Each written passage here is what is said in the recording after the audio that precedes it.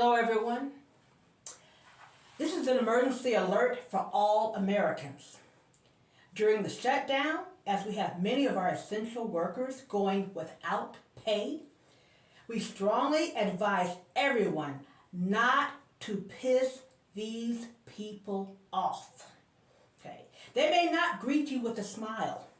They may not greet you at all. Okay? But don't take it personal. This is not one of them days. This might be one of those months or more. We cannot guarantee that these workers will do their jobs correctly. We cannot guarantee that they will give a shizu about doing their job at all.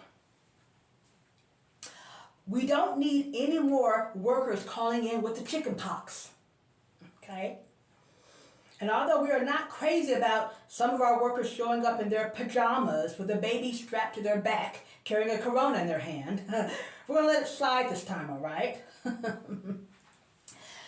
We are in dark waters, folks, okay? So keep your head down and tread lightly.